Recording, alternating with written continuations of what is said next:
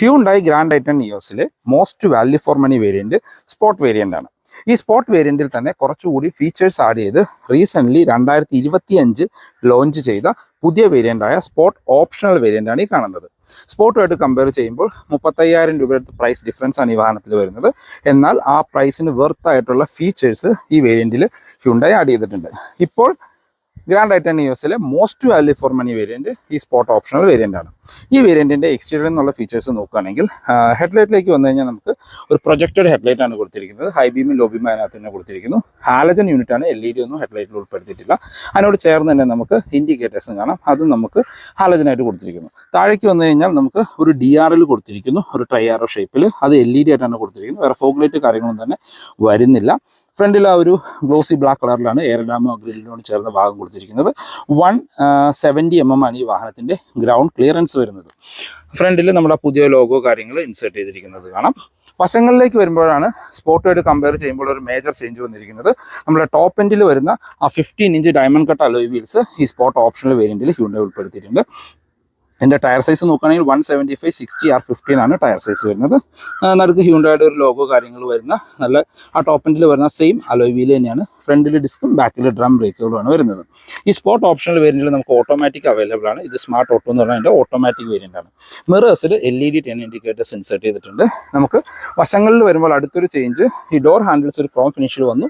അതിൻ്റെ കൂടെ തന്നെ അതിനകത്ത് കീലെസ് എൻട്രിയുടെ ഓപ്ഷനും കൂടി ഉൾപ്പെടുത്തിയിട്ടുണ്ട്. അതിൻ്റെ റിക്വസ്റ്റ് സെൻസർ നിങ്ങൾക്ക് ഇവിടെ കാണാവുന്നതാണ്.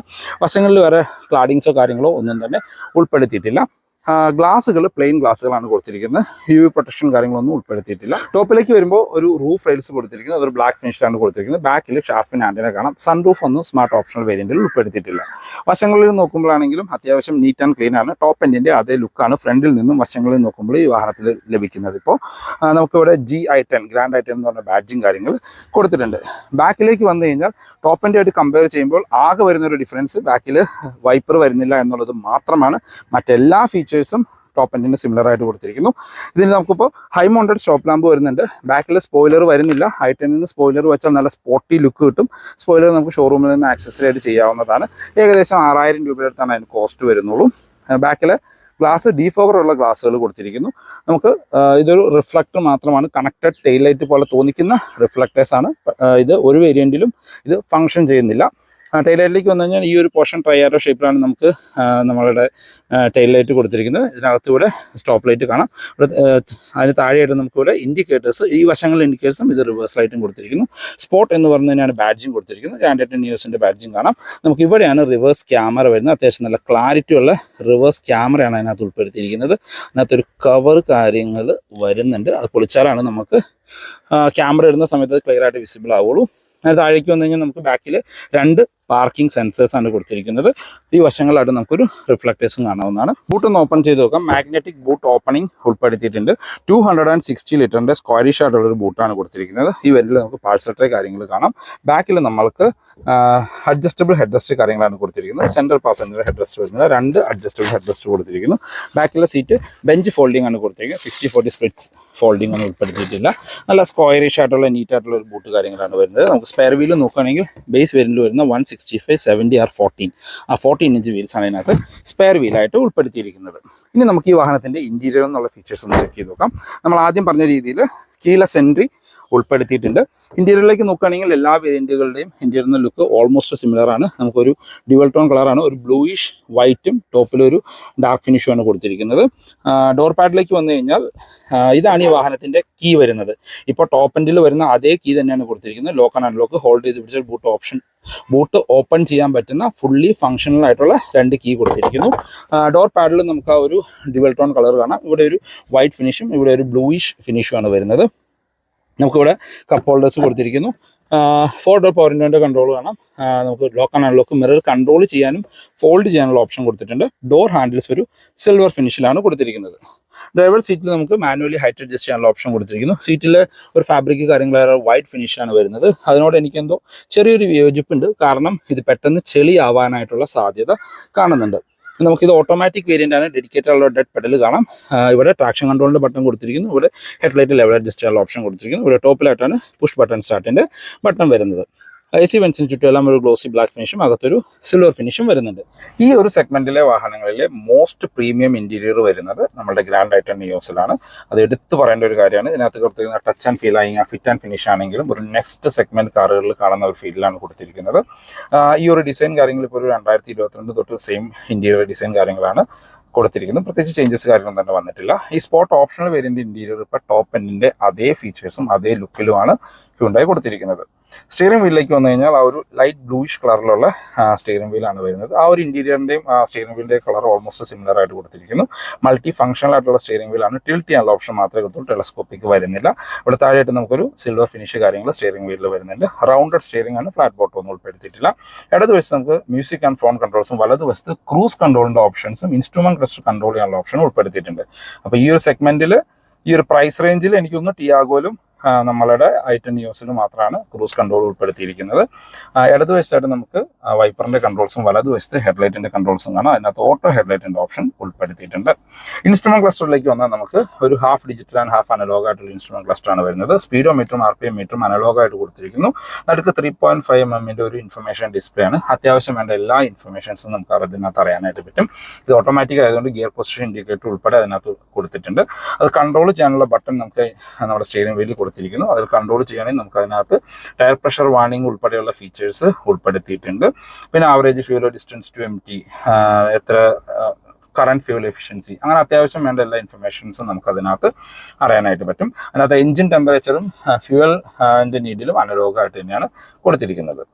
സെൻറ്ററിലേക്ക് വന്നു കഴിഞ്ഞാൽ നമുക്ക് ഒരു 8 ഇഞ്ചിൻ്റെ ഹ്യുണ്ടായുടെ ഒരു എല്ലാ വാഹനങ്ങളിലും കണ്ടുവന്നിരുന്ന ആ ഒരു ഇൻഫർടൈൻമെന്റ് സ്ക്രീനാണ് വരുന്നത്. ആൻഡ്രോയിഡ് ഓട്ടോ, ആപ്പിൾ കാർപ്ലേ വയറായിട്ടാണ് കണക്ട് ചെയ്യാൻ പറ്റുന്നത്. വയർലെസിൻ്റെ ഓപ്ഷൻ ഉൾപ്പെടുത്തിയിട്ടില്ല. എന്നാലും അത്യാവശ്യം നല്ല ക്ലാരിറ്റി ഉള്ള സ്ക്രീനാണ്. 4 സ്പീക്കറാണ് ഇതിനകത്ത് കൊടുത്തിരിക്കുന്നത്. ട്യൂട്ടർ കാര്യങ്ങളൊന്നും ഈ വേരിയന്റിൽ ഉൾപ്പെടുത്തിയിട്ടില്ല. നല്ല ടച്ച് റെസ്പോൺസ് കാര്യങ്ങളൊക്കെയാണ് ഇതിനകത്ത് വരുന്നത്. മ്യൂസിക്കിനാണ് അത്യാവശ്യം നല്ല ക്ലാരിറ്റി തരുന്നുണ്ട്. അത്യാവശ്യം നല്ല ക്ലാരിറ്റി ഉള്ള റിവേഴ്സ് ക്യാമറയും കൂടി ഇതിനകത്ത് ഉൾപ്പെടുത്തിയിട്ടുണ്ട്. അതിനകത്ത് അഡാപ്റ്റീവ് ഗൈഡ് ലൈൻസോട് കൂടിയ ക്യാമറയാണ് വരുന്നത്.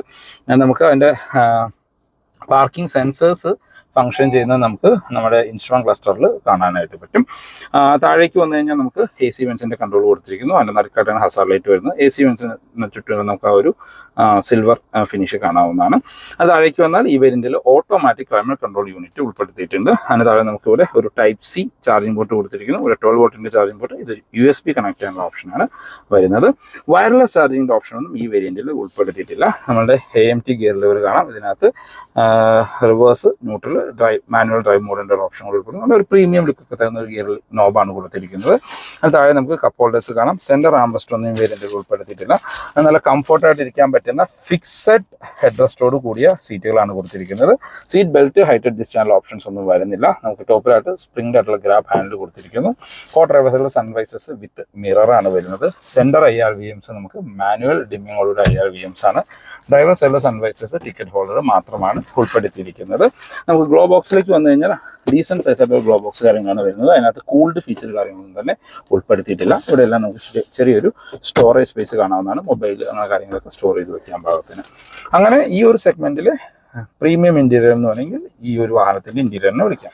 ബാക്കി യാത്രക്കാരെ കംഫർട്ട് നോക്കുമ്പോൾ അത്യാവശ്യം വൈഡായിട്ട് തുറക്കുന്ന ബാക്ക് ഡോറുകളാണ്. ഓൾമോസ്റ്റ് 90 ഡിഗ്രി വരെ ഡോറുകൾ വൈഡായിട്ട് തുറക്കാനായിട്ട് പറ്റും.